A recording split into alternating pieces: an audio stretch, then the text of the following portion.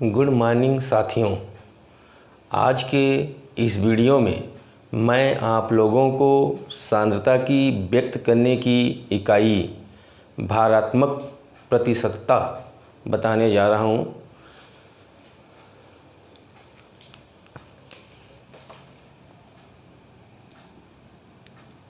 सांद्रता के व्यक्त करने की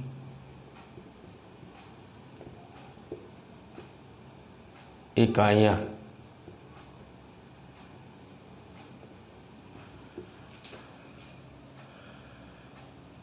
फर्स्ट मैंने मोलरता को वीडियो के माध्यम से बताया। सेकंड है भारात्मक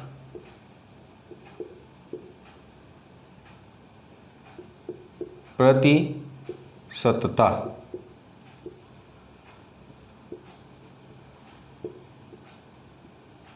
wait percentage.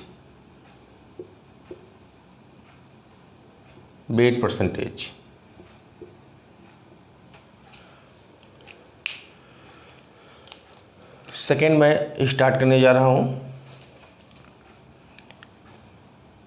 Small W/W1 percentage से इंडिकेट करते हैं।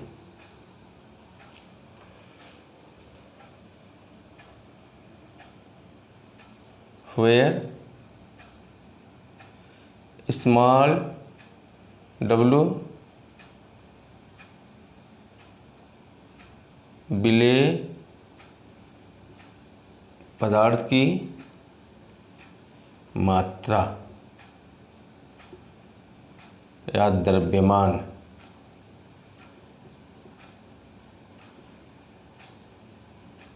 ग्राम में।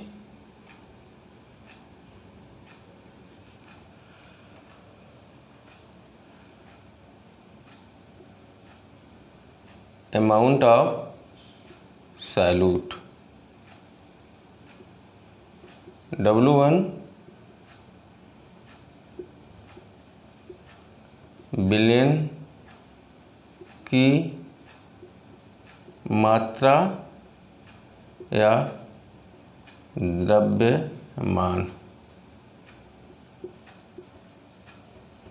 Amount of solution A.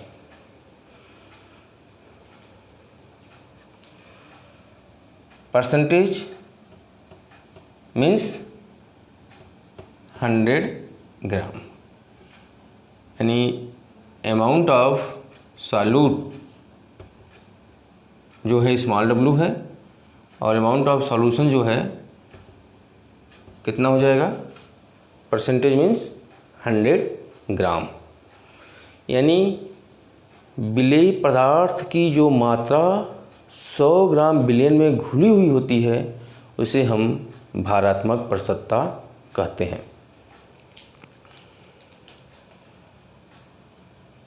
100 gram billion में उपस्थित या घुलनशील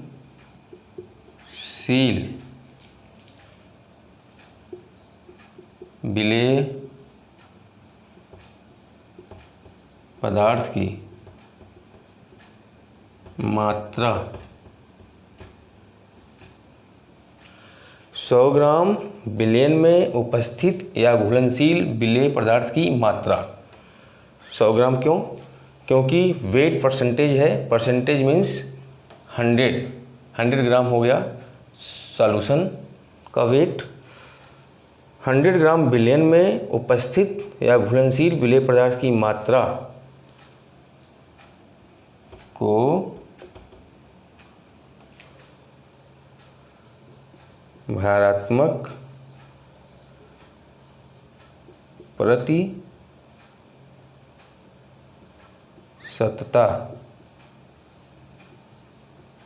कहते हैं। इसे small w upon W1 capital W1 percentage से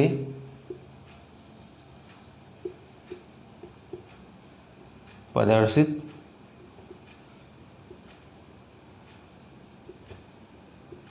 करते हैं। ये है इसकी definition.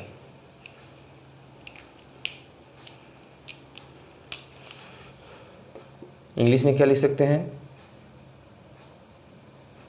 Amount of solute in gram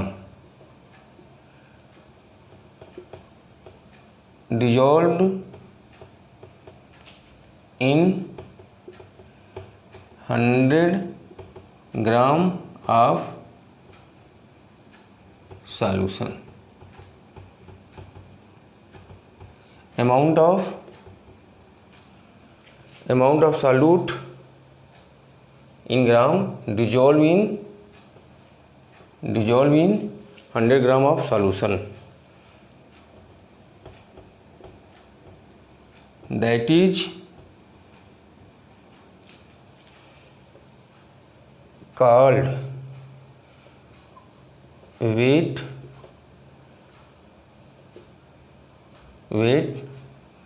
percentage।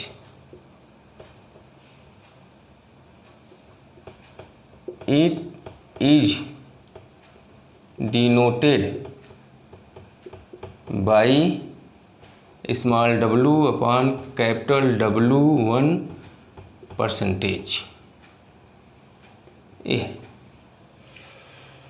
है डिफिनीशन। बहुत ही आसान है। परसेंटेज है 100 ग्राम हो जाएगा बिलियन की मात्रा। तो 100 ग्राम बिलियन में उपस्थिति या घुलनशील विलेय पदार्थ की मात्रा को भारात्मक प्रतिशतता कहते हैं। इसे small w upon capital W1 से प्रदर्शित करते हैं।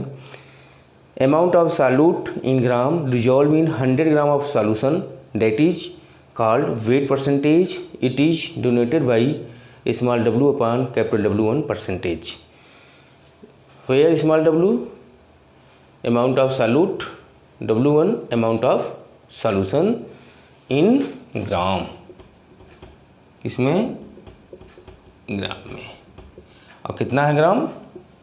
100 ग्राम। तो फार्मूला क्या बनेगा?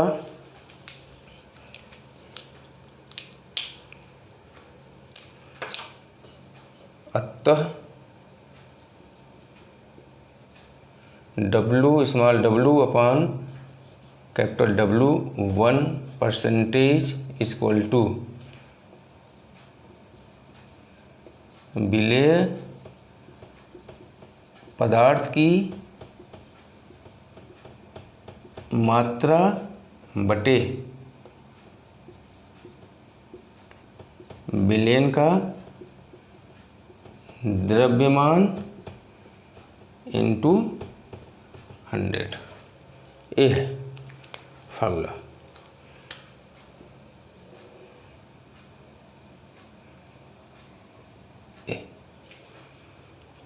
ध्यान से देख लीजिए इसे।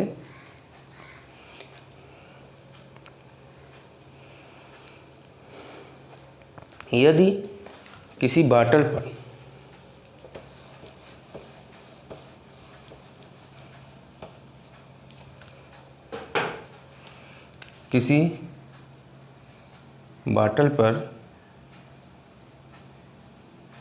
बाटल है, इसमें सॉल्यूशन भरा हुआ है और इस पर लिखा हुआ है 20%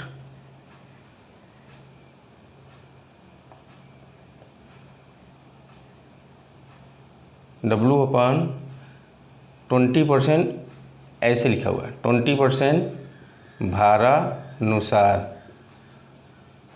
H2SO4, ये लिखा हुआ है बाटल पे, किसी बाटल पे लिखा हुआ है। तो इसकी मीनिंग क्या निकालेंगे? बहुत ही आसान है। 20% भारानुसार H2SO4 बिलियन का अर्थ है कि 20 ग्राम H2SO4 विलेय पदार्थ घुला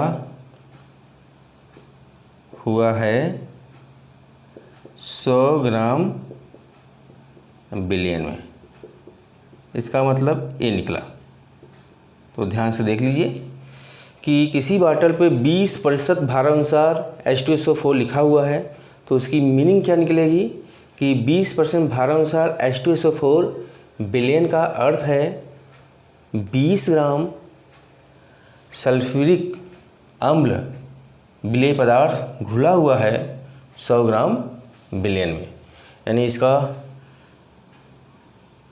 मतलब ये हुआ कि विलेय पदार्थ की मात्रा, और विलेय पदार्थ क्या है H2SO4, स्मॉल w की वैल्यू कितनी हो गई 20 ग्राम। ध्यान रखिएगा कितनी हो गई 20 ग्राम। ये आया स्मॉल w की वैल्यू किसके अनुसार, इस बॉटल पर 20% भारानुसार H2SO4 लिखा हुआ है, उसके आधार पे विलेय पदार्थ यानी H2SO4 की जो मात्रा है कितनी हो जाएगी स्मॉल w 20 ग्राम। विलेन का द्रव्यमान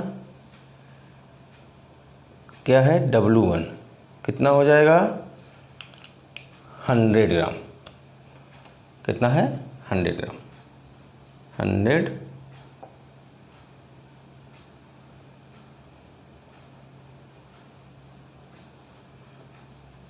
100 ग्राम, 100 ग्राम बिलियन का द्रव्यमान आ जाएगा। सेकंड, 2 पॉइंट यहाँ से निकल गई, 20 ग्राम स्मॉल w का वैल्यू और बिलियन का द्रव्यमान 100 ग्राम। अब यहाँ से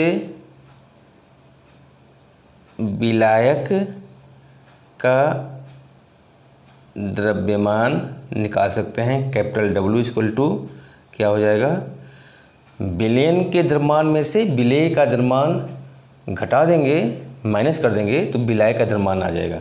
यानी W1 माइनस स्मॉल w कितना हो जाएगा 100 माइनस 20 80 ग्राम।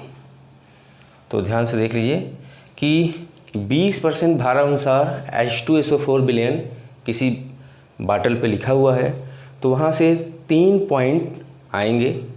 पहला क्या है, इसका मतलब 20% भारानुसार H2SO4 बिलियन का अर्थ है 20 ग्राम H2SO4 विलेय पदार्थ घुला हुआ है 100 ग्राम बिलियन में। इससे विलेय पदार्थ की मात्रा H2SO4 विलेय पदार्थ है, स्मॉल w का मान 20 ग्राम हो जाएगा। बिलियन का द्रव्यमान W1 जो है कैपिटल W1 हो जाएगा 100 ग्राम हो जाएगा। यहाँ से विलायक का द्रव्यमान capital W1 minus small w यानी 100 माइनस 20 यानी 80 ग्राम। यानी यहाँ से विलेय पदार्थ की मात्रा ज्ञात कर सकते हैं, बिलियन का द्रव्यमान ज्ञात कर सकते हैं और विलायक का द्रव्यमान भी ज्ञात कर सकते हैं। इसे ध्यान से देख लीजिए, यह है सांद्रता की व्यक्त करने की इकाई भारात्मक प्रतिशतता। मात्रक, इसका मात्रक यूनिट, चूँकि ये प्रतिशत में है तो इसका कोई मात्रक नहीं होता, कोई मात्रक नहीं है। भारात्मक प्रतिशतता का कोई मात्रक नहीं होता है क्योंकि ये प्रतिशत में दिया हुआ है, और प्रतिशत में कोई बिलियन अगर दिया गया हो तो उसका मात्रक जो है नहीं होता। तो भारात्मक प्रतिशतता का कोई मात्रक नहीं होता। अब भारात्मक प्रसन्नता जो सांद्रता की इकाई है ताप पर निर्भर करती है कि नहीं, तो ताप का प्रभाव तो एकदम सामान्य है, small w upon capital W1 percentage है। इस सांद्रता की इकाई में v वॉल्यूम जिसको आयतन कहते हैं ये सम्मिलित नहीं है। भारात्मक प्रसन्नता की सांद्रता की इकाई में वॉल्यूम आयतन नहीं है, इसलिए यह सांद्रता की इकाई ताप पर निर्भर नहीं करती है। तो ध्यान से देखिएगा, भारात्मक प्रसन्नता सांद्रता की इकाई ताप पर निर्भर नहीं करती है। यह सांद्रता की इकाई ताप पर निर्भर नहीं करती है। यह सांद्रता की इकाई ताप पर निर्भर नहीं करती है। तो डिफिनीशन हो गया भारात्मक प्रसन्नता का। उसके बाद एक उदाहरण हो गया। थर्ड पॉइंट जो है मात्रक प्रतिशत में है, इसलिए इसका कोई मात्रक नहीं होता। ताप का प्रभाव, इस सांद्रता की इकाई में v वॉल्यूम नहीं है, आयतन नहीं है, इसलिए यह सांद्रता की इकाई ताप पर निर्भर नहीं करती है। ध्यान से देख लीजिए। उम्मीद करता हूँ कि भारात्मक प्रसन्नता साथियों आप लोगों को समझ में आया होगा।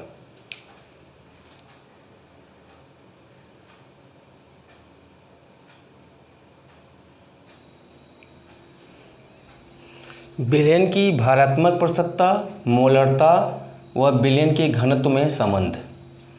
तो हमें ज्ञात है भारात्मक प्रतिशतता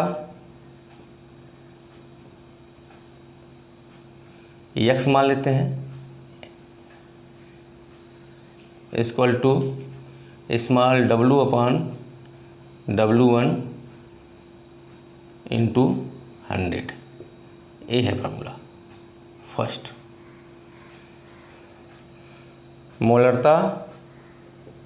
मोलरता हम लोगों ने जो फार्मूला पढ़ा, capital M equal to 1000 small w upon M1 V। Second formula. विलयन का घनत्व स्मॉल d है, इसका फार्मूला क्या होगा, विलयन का द्रव्यमान बटे विलयन का आयतन। फार्मूला क्या बनेगा, capital W1 upon V। Third formula ये है।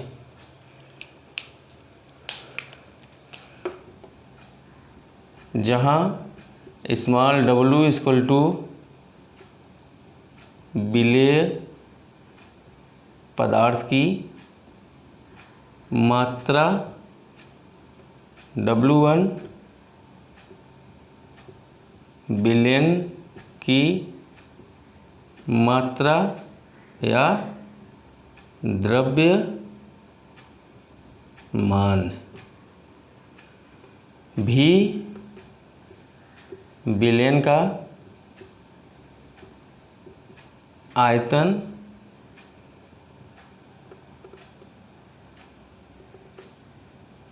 और M1 विलेय पदार्थ का अणु भार। ये है सिंबल जो हमें ज्ञात है। तो भारात्मक प्रसन्नता x मान लिया, W1 अपान W small w upon capital W1, विलेय पदार्थ की मात्रा अपान विलयन का द्रव्यमान इंटू 100। ये अभी हम लोगों ने भारात्मक प्रसन्नता की परिभाषा से देखा। मोलरता जो फार्मूला आता है capital M equal to 1000 small w upon m1v, second formula. विलयन का घनत्व तो हम लोग जानते हैं, स्मॉल d से इंडिकेट करेंगे। विलयन का घनत्व तो क्या है, विलयन का द्रव्यमान बटे विलयन का आयतन। तो विलयन का द्रव्यमान कितना है W1 और विलयन का आयतन कितना है V, तो W1 upon V, third formula. अब संबंध देखना है, तो यहाँ से जो है फार्मूला बनाएंगे। तो यहाँ से समीकरण थर्ड से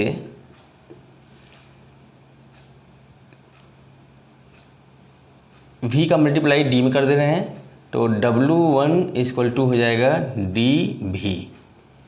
W1 इक्वल टू V का मल्टीप्लाई यहाँ पे हो जाएगा DV, ये आएगा समीकरण 3 से।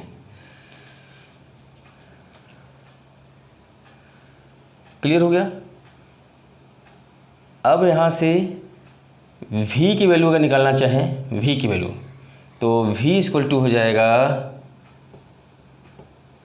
W1 अपान स्मॉल d, ये आएगा। क्लियर। अब समीकरण 2 में V का मान रखने पर रिलेशनशिप आसान है। तो समीकरण 2 में V का मान रखने पर तो कैपिटल M इक्वल टू कितना है 1000 स्मॉल w m1, V का मान कितना हो जाएगा W1 अपान D। अब यहाँ से D जो है ऊपर चला जाएगा, M इक्वल टू आएगा 1000 W D small W D upon M1 capital W, ये बन जाएगा। ध्यान से देख लीजिए, कुछ नहीं किया गया है। विलयन का घनत्व तो D है, D equal to W1 upon V है, और वहाँ से V की वैल्यू निकाला गया, तो V की वैल्यू क्या हो जाएगा W1 अपान D, और V की जो वैल्यू आई वो समीकरण 2 में V का मान जो है रखने पर ये प्राप्त हुआ। D ऊपर चला जाएगा और 1000 small w D upon m1 capital W1, ये आया। फिर इस फार्मूले से कैपिटल M इक्वल टू 10 है, 10 कर दिया, इंटू 100 स्मॉल w अपान स्मॉल w D हो गया, अपान जो है m1 कैपिटल W1। तो यहाँ पे जो है इस वैल्यू को देखते हैं, 100 इंटू W अपान W1, और किसकी वैल्यू है भारात्मक प्रसन्नता की। 100 W small w upon W1 यहाँ पे आ रहा है, तो उसकी जगह पर क्या रख देंगे x, भारात्मक प्रसन्नता। तो फार्मूला क्या बनेगा M इक्वल टू 10 और यहाँ क्या हो जाएगा x, ठीक है, x हो जाएगा इसकी जगह पे, इसकी जगह पे क्या हो जाएगा x रख दिया, और ये D हो गया, और ये क्या बन गया M1। ये है फार्मूला, तो ध्यान से देख लीजिए। और इसको फार्मूले को इस प्रकार लिख सकते हैं, मोलरता, विलयन की मोलरता इक्वल टू 10 इंटू क्या लिख सकते हैं, तो ध्यान से देख लीजिए,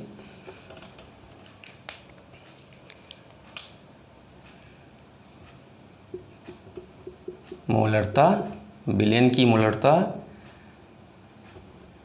इक्वल टू 10 इंटू भारात्मक प्रतिशतता इंटू विलयन का घनत्व बटे विलेय